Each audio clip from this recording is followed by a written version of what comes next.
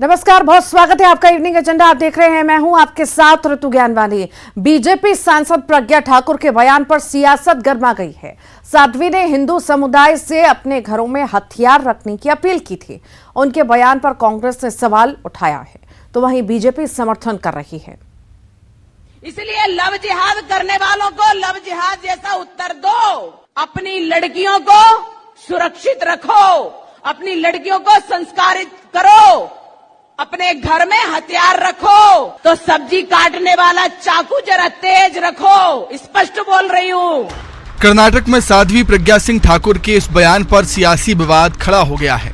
साध्वी ने लव जिहाद को लेकर हिंदू समुदाय को सचेत किया था, साथ ही किसी भी स्थिति से निपटने के लिए घर में हथियार रखने की वकालत भी की। मंत्री उषा ठाकुर ने हथियार के लाइसेंस को जरूरी बताया था, जिसे लेकर कांग्रेस हमलावर है। कांग्रेस का कहना है कि एमपी इतना सुरक्षित हो गया है कि बीजेपी नेता हथियार रखने की नसीहत दे रहे हैं। ये दोनों बहन लोग क्या बोल रही हैं मुझे समझ में नहीं आ रहा है, लेकिन एक चीज समझ में आती है कि एक सांसद और एक विधायक मंत्री भी हैं, जब अपने आप को इतना असुरक्षित महसूस कर रहे हैं तो प्रदेश के गृह मंत्री को इस मामले पर संज्ञान लेना चाहिए और इनकी कम से कम सुरक्षा दुरुस्त होनी चाहिए। उधर बीजेपी ने साध्वी और उषा ठाकुर के बयान का समर्थन किया। पिछड़ा वर्ग मोर्चा के प्रदेश अध्यक्ष ने कहा कि सनातन संस्कृति में लाठी रखने का नियम है।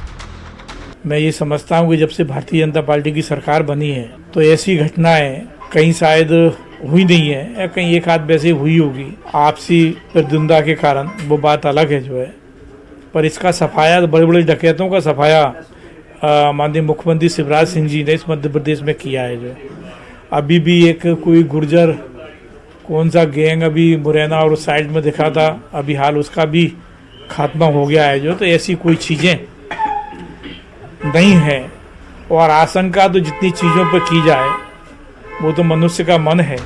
अपनी सुरक्षा के लिए छोटे हथियार रखने पर किसी को आपत्ति नहीं हो सकती है, हालांकि इसकी नौबत ही ना आए ये सुनिश्चित करना पुलिस का काम है।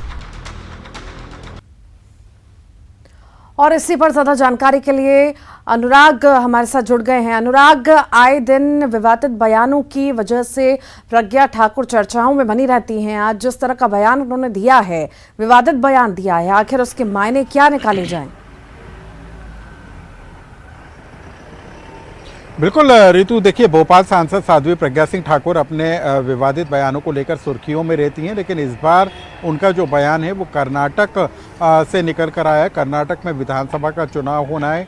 2019 के लोकसभा चुनाव में साध्वी प्रज्ञा सिंह ठाकुर को भोपाल सीट से उतरकर बीजेपी ने पूरे देश भर में एक हार्ड हिंदुत्व का माहौल बनाने का काम किया था और चुनाव में सबसे ज़्यादा सीटें हासिल भी की थी। तो क्या साध्वी प्रज्ञा सिंह ठाकुर का कर्नाटक में दिया गया बयान वहाँ बीजेपी का हार्ड हिंदुत्व का कार्ड खेलने का कोई प्लान है या फिर कोई और इसकी वजह है? लेकिन सबसे साफ बात है कि अपने बयानों को लेकर अक्सर पार्टी को ही मुश्किल में डालने वाली साध्वी प्रज्ञा सिंह ठाकुर अब ये जरूर कहती हुई सुनाई दे रही है कि हिंदू समुदाय के लोग अपने घरों में चाकू को धार लगा कर रखें कि कब इस बात की नौबत आ जाए कि उनको चाकू का इस्तेमाल करना पड़े। लव जिहाद करने वालों की तरफ जो है भोपाल सांसद का निशाना था, लेकिन जिन शब्दों का वो इस्तेमाल कर रही हैं उसको लेकर मध्य प्रदेश में अब सियासी पारा जरूर चढ़ता हुआ नजर आ रहा है।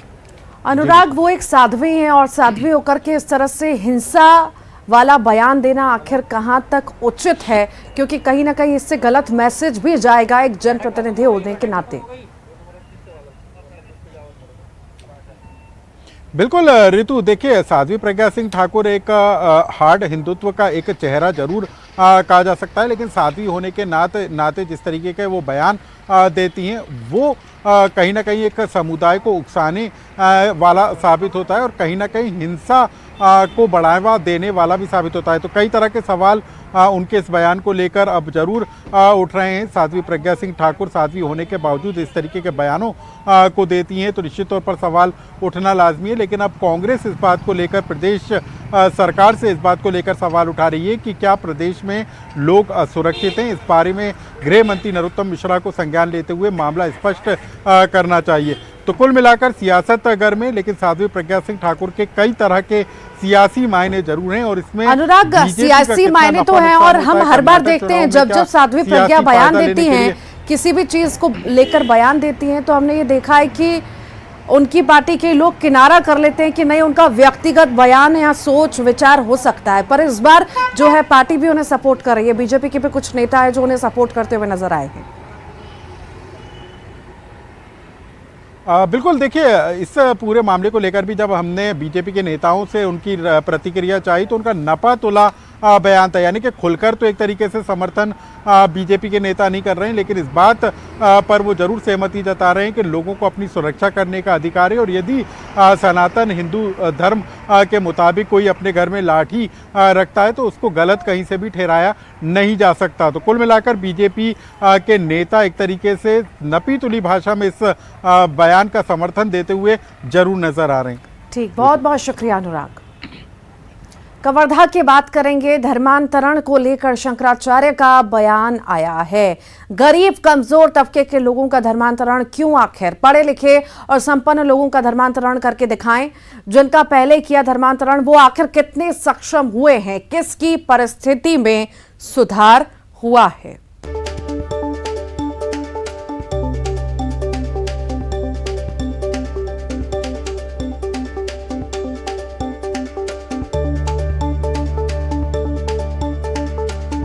तो ये बड़ा बयान, कवर्धा की खबर आपको बता रहे हैं। शंकराचार्य का ये बयान आया है, धर्मांतरण को लेकर बयान आया है। गरीब कमजोर तबके के लोगों का आखिर धर्मांतरण क्यों, पढ़े लिखे और संपन्न लोगों का धर्मांतरण करके दिखाएं, ये बात कही गई है। जिनका पहले धर्मांतरण किया आखिर वो कितने सक्षम हुए हैं, किसकी परिस्थिति में सुधार हुआ है। और इसी तरह की बात जाने कितनी और बातें हैं। तो ये जो धर्मांतरण है, अगर समाज के विभेद डालने के लिए इसका उपयोग हो रहा है, अगर देश का टुकड़ा करने के लिए इसका उपयोग हो रहा है, अगर एक व्यक्ति से दूसरे व्यक्ति को, एक देश के ही निवासियों को आपस में लड़ाने के लिए इसका उपयोग हो रहा है, तो ये बहुत गंभीर बात है। इसको किसी भी दशा में छूट नहीं दी जानी चाहिए। हम तो आश्चर्यचकित रहते हैं कि धर्म प्रचार के नाम पर लोगों को धर्मांतरण करने की छूट दी जा रही है। कोई भी आता है, गरीब बस्ती में चला जाता है, भोले भाले लोगों के बीच में चला जाता है और फिर कुछ सेवा करके, कुछ पूजा करके और कुछ भय दिखा करके उनको धर्मांतरित कर देता है। धर्मांतरित कर देने के बाद उनकी हालत क्या रहती है। बहुत वर्षों से जो लोग धर्मांतरण कर चुके हैं, क्या उनकी स्थिति परिस्थिति बहुत ऊंची हो गई है? क्या वो करोड़पति हो गए? क्या वो पूरी तरह से स्वस्थ प्रसन्न हो गए? इस बारे में कोई जांच नहीं होती।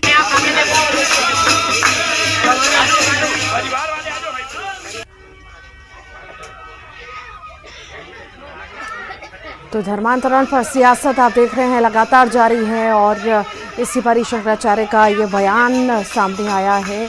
उनका साफ तौर से कहना है गरीब कमजोर तबके के लोगों का धर्मांतरण आखिर क्यों, पढ़े लिखे सक्षम लोगों का धर्मांतरण करके दिखाएं, ये बड़ा सवाल उनके द्वारा किया गया है।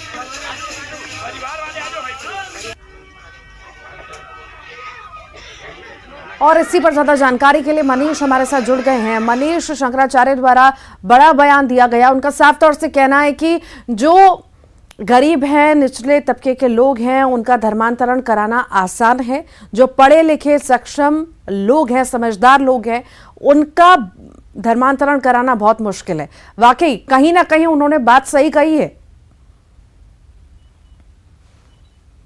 बिल्कुल, जिस तरह से शंकराचार्य जी का प्रवास यहाँ हुआ था, 2 दिवसीय प्रवास पे वो कवर्धा पहुंचे हुए थे। रामचरितमानस महायज्ञ का आयोजन हो रहा है वरांचल क्षेत्र में, उसमें वो शामिल होने के लिए आए थे। इस दौरान उन्होंने मीडिया से बात की, जिस दौरान उन्होंने ये बातें कही हैं।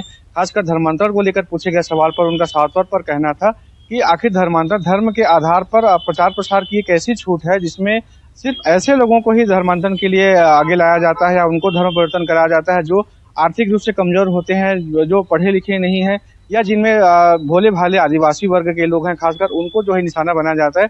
अगर आपको अपने धर्म का प्रचार प्रसार करना ही है, अपने साथ जोड़ना ही है, तो ऐसे लोगों को भी आप जोड़िए जो सक्षम वर्ग है, जो धनाढ्य है, पढ़े लिखे लोग हैं, जो आपकी बातों को अच्छी तरीके से समझ सकते हैं। उन्होंने खुद अपना उदाहरण देते हुए कहा कि मैं मतलब जो शंकराचार्य हैं उनको आप जोड़िए, जो प्रबुद्ध वर्ग है, दर्शनाचार्य है, उनको जोड़िए, जो आपकी बात को समझ सके।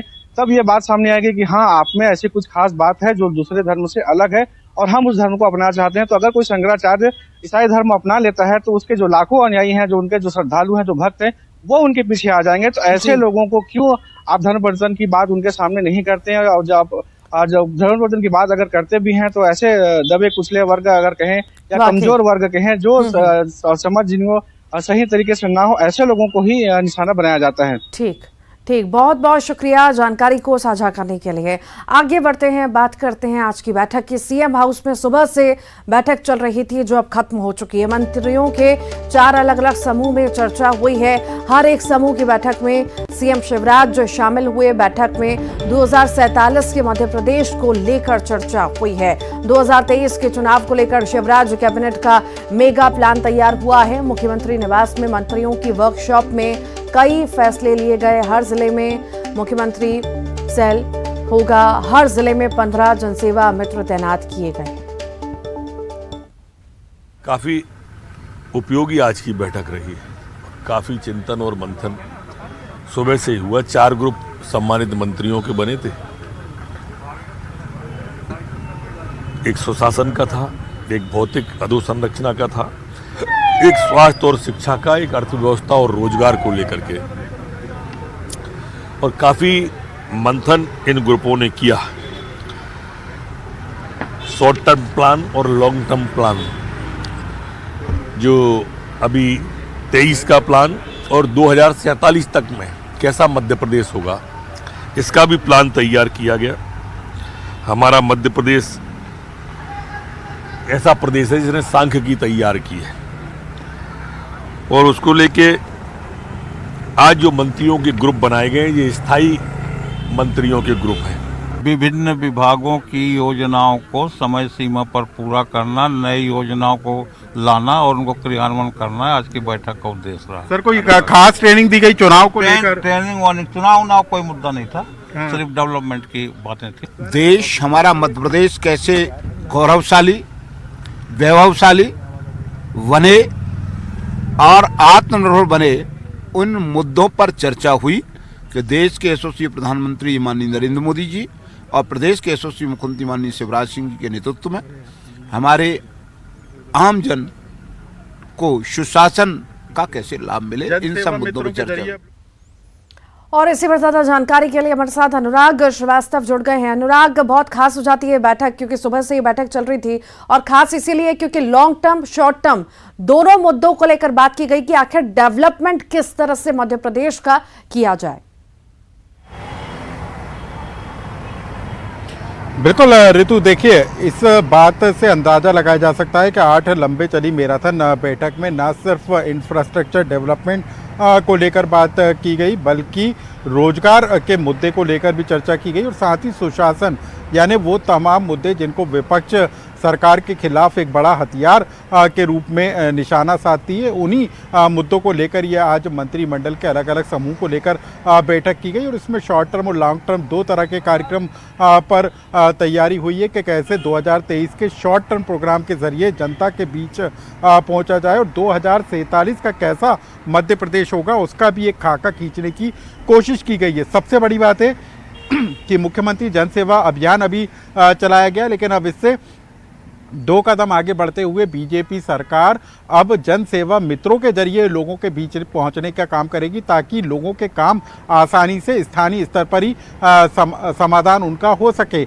इसी तरीके से एक अलग अलग सेल का गठन किया जाएगा। साथ ही मंत्रियों के साथ अब एक रिसर्च रिसर्चर को भी नियुक्त किया जाएगा जो बताएगा कि उनके विधानसभा क्षेत्र में कौन से मुद्दे हैं, कौन सी समस्याएं, उनका समाधान किस तरीके से किया जाना है, उसमें वो मंत्रियों की मदद करेगा। मतलब साफ है कि सरकार की छवि को किस तरीके से चमकाया जाए, सरकार के कामों को किस तरीके से ब्रांडिंग की जाए, उसी पर ये पूरा का पूरा फोकस रहा था। और आने वाले दिनों में कैसे जनता के बीच सरकार जाएगी, उसी को लेकर एक खाका जो है आज मुख्यमंत्री निवास पर हुई बैठक में तैयार हुआ है। ठीक, बहुत बहुत शुक्रिया अनुराग।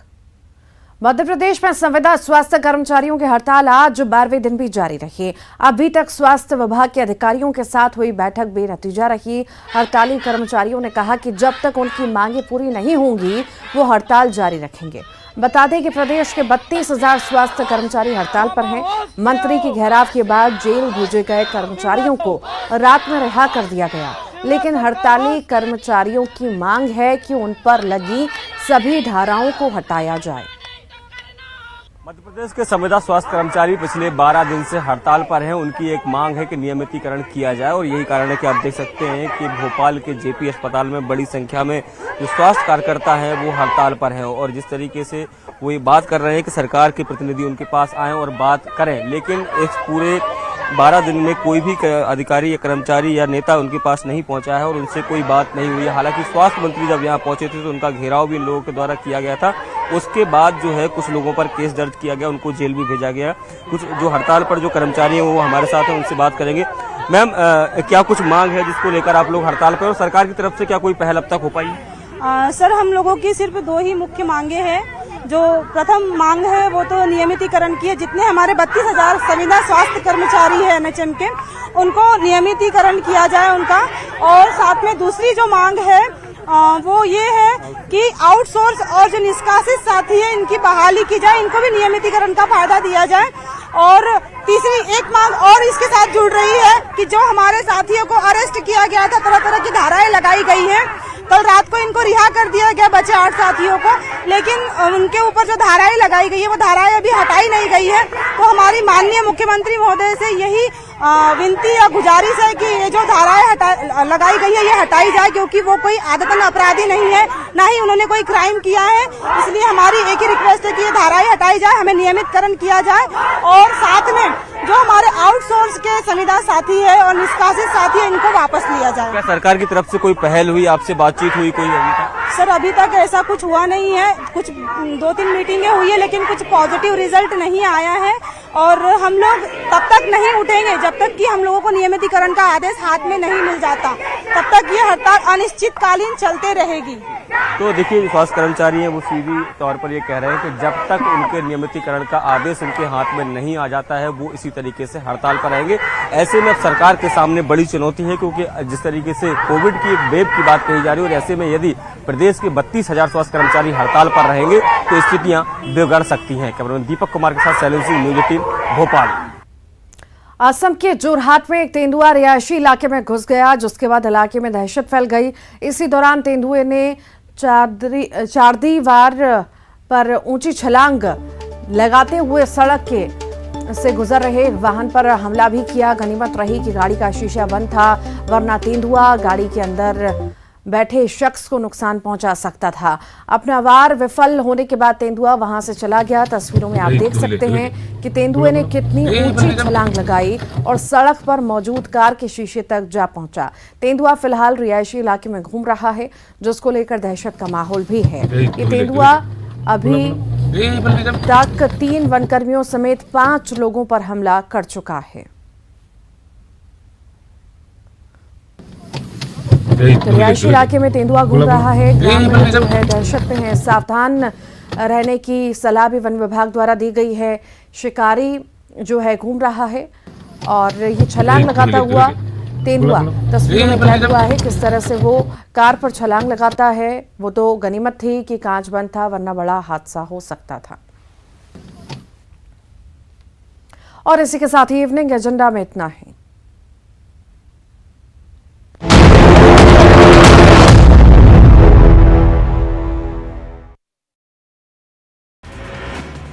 वीर बाल दिवस पर प्रधानमंत्री नरेंद्र मोदी